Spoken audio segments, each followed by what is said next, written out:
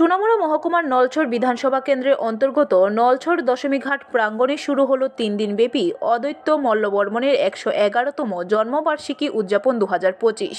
তপশিলি জাতি কল্যাণ দপ্তরের উদ্যোগে আয়োজিত 3 দিনব্যাপী অনুষ্ঠানের শুভ সূচনা করেন রাজ্যের মুখ্যমন্ত্রী প্রফেসর ডক্টর মানিক সাহা। ছিলেন দপ্তরের মন্ত্রী সুধাংশু দাস, বিধায়কদ্বয় কিশোর বর্মন এবং পিনাকি দাস, সিপাহীজলা জেলা পরিষদ সুপ্রিয়া দাস দত্ত, দপ্তরের সচিব দীপা ডি নায়ার, IFF, সিপাহীজলা জেলাশাসক ডক্টর সিদ্ধার্থ শিব জয়সওয়াল, জেলা পুলিশ সুপার প্রমুখ। অনুষ্ঠানের উদ্বোধকের ভাষণে মুখ্যমন্ত্রী কালজয়ী উপন্যাসিক অদ্বৈত মল্লবর্মণের জীবনী তুলে ধরেন এবং রাজ্যের যুব সমাজকে দেশ এবং রাজ্যের কৃতি সেই মহামানবদের জীবনের ইতিহাস চর্চা করার আহ্বান জানান এবং এর থেকে শিক্ষা নিয়ে আগামী দিনে চলার কথা বলেন। পাশাপাশি তিনি কেন্দ্র এবং রাজ্য সরকার পিছিয়ে পড়া এই সম্প্রদায়কে এগিয়ে নেওয়ার জন্য বিগত বছরগুলিতে কি করেছেন তা উল্লেখ করেন। পাশাপাশি এই দিন আলোচনা রাখেন তপশিলি জাতি কল্যাণ দপ্তরের মন্ত্রী সুধাংশু দাস।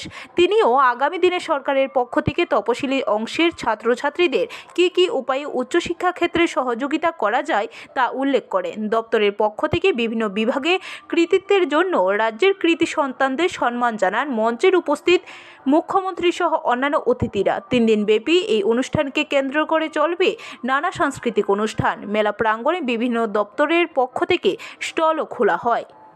এই একটি কালজয়ী উপন্যাসের জন্য উনি খ্যাত হয়েছেন। সবাই ওনাকে ওনার এক ডাকে এই বিষয়ে ওনাকে চিনেন।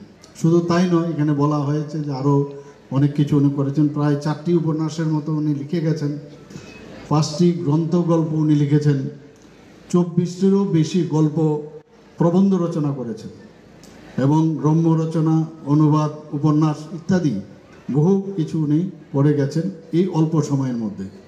ওনার সম্পর্কে বলা হয়েছে যে নিম্নবর্গের জেলে মালদের জীবনযাত্রা এবং এসব উনি দেখেছেন বাস্তবের সাথে যা ওনার অভিজ্ঞতা হয়েছে। ব্যুরো রিপোর্ট, খবর ত্রিপুরা।